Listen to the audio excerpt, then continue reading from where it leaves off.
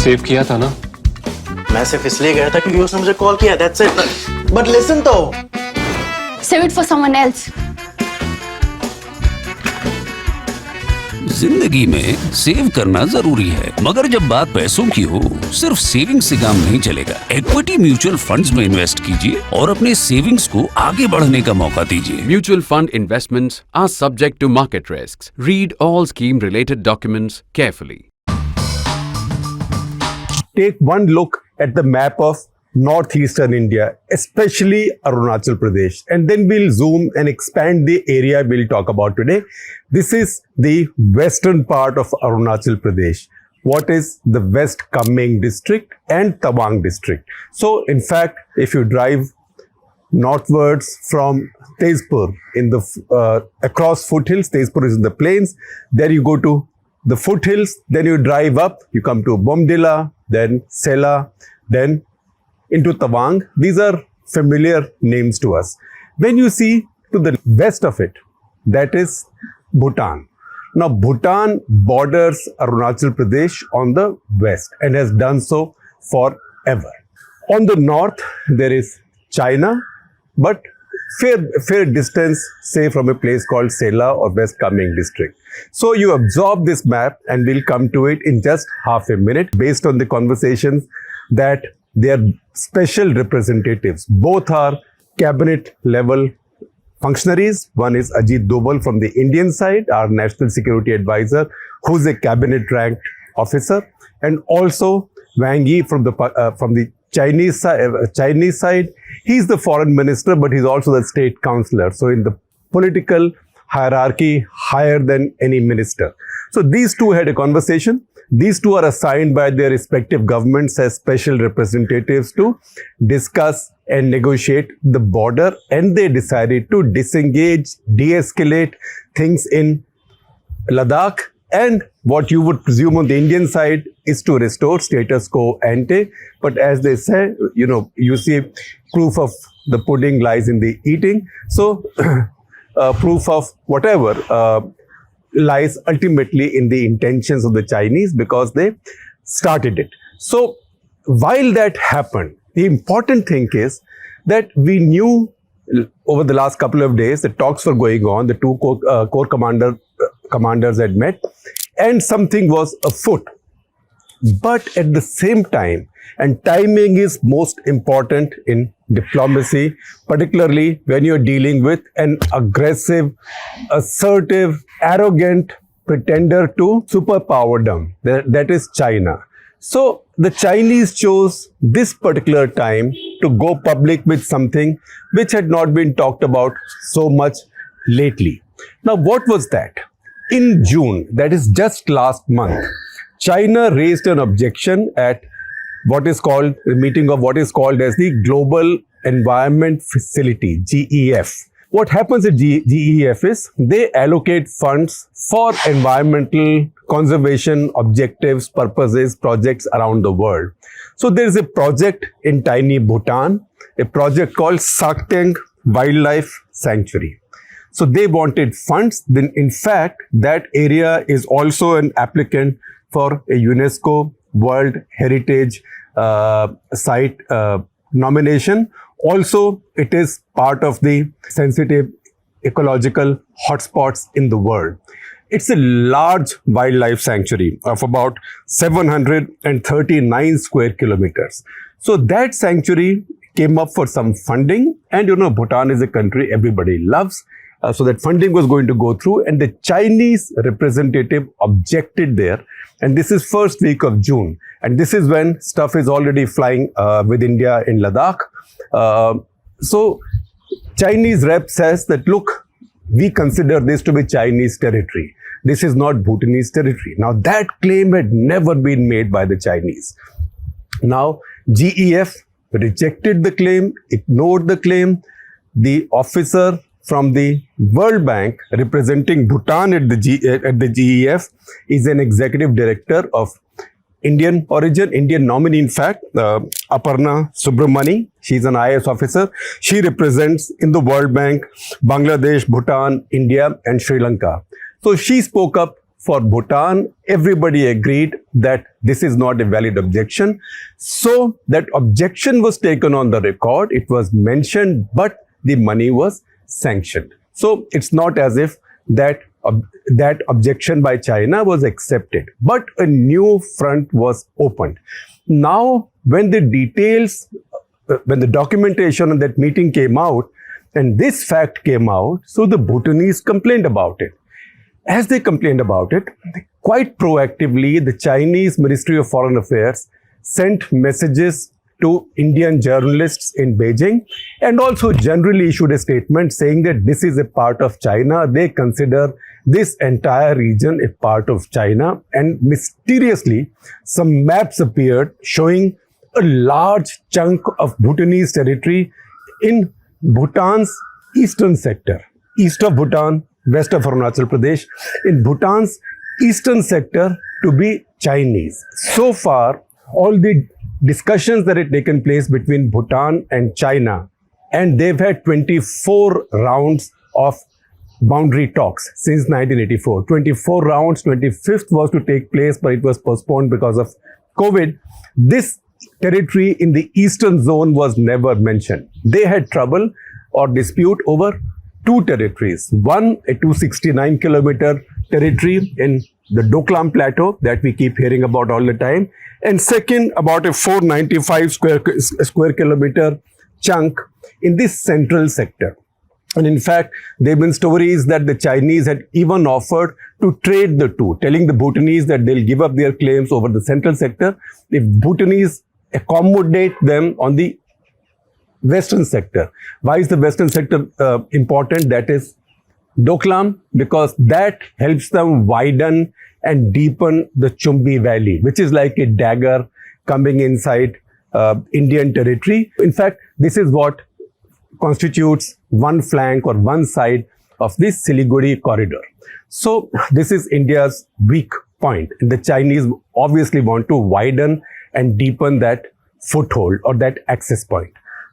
So those talks have been going on. Suddenly the Chinese have come up with this new territory. This is almost 3,000 square kilometers. So if you add this to their already existing claims of about 800 square kilometers, it's like China wants 10% of Bhutan, which is 38,300 something square kilometers.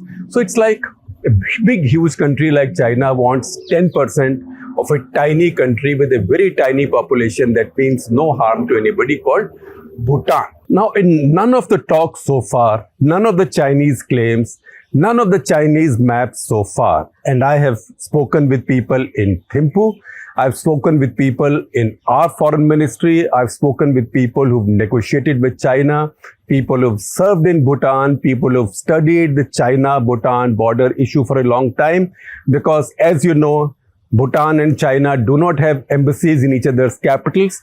It's their respective embassies in New Delhi which transact business on their behalf. Also, India in some ways takes responsibility for the security of Bhutan. India does not have any armed forces deployed in Bhutan. India has an Indian military training mission in Bhutan called IMTRAT, Indian Military Training Team.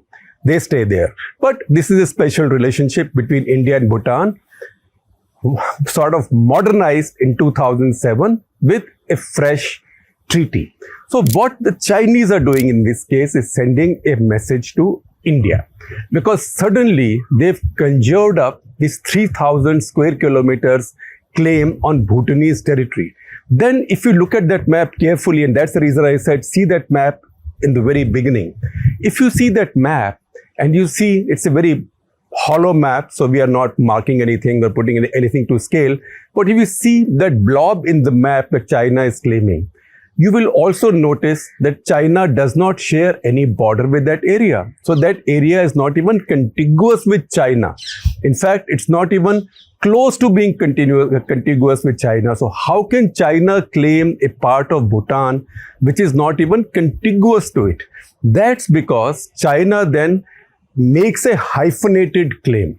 Because they claim India's Arunachal Pradesh, now to get to this part of Bhutan, they have to actually come past Tawang, come past Sela, and then go west from there, and then go into this region. And if they take this entire region, then they're coming once again to the foothills of Assam. In fact, three of Assam's important rivers, that is Manas, Bara, and Dhansiri, they come in from this district, from the same, from Sakteng Wildlife Sanctuary, which is included in Bhutan's largest district, which is Trashigang district. So in fact, the territory China is now laying claims to is half of Trashigang district.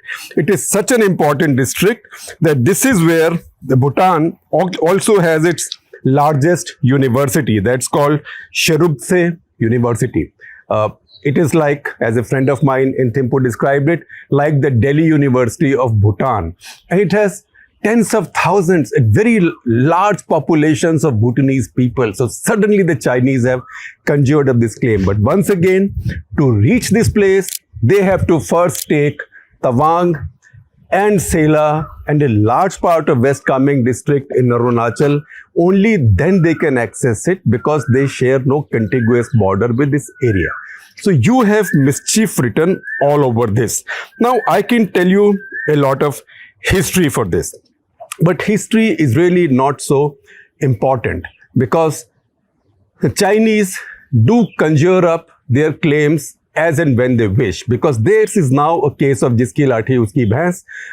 They can decide what they want to do, and then they always paint their claims in some kind of colors of anti-colonialism. So in this case, I'm sharing with you a Twitter thread from Professor Taylor Frowell at MIT. MIT as in MIT, where M is for Massachusetts. At MIT, he heads the Security Studies program. And he's an expert on this region, especially China. In fact, he has a book about China titled Active Defense, China's Military Strategy Since 1949. So he's given this thread of tweets which tells you that China never laid claims to this area. And these claims appeared all of a sudden. Now, what is this claim about? This claim is about giving India trouble. And it is to tell India that, look, you think you're so powerful while you deal with us on your territory. Now you deal with your friend's territory. And they're telling your friend that, look, you have all this trouble with us because you are a friend of India. So be a good boy, be like Pakistan, if not Pakistan, at least be like Nepal, and you will have no trouble with us. So this is a diplomatic, strategic move on China's part. And what is their excuse? Once again, I only picked it up from Taylor Frowell's explanation, his guesswork, that they say that in 1715,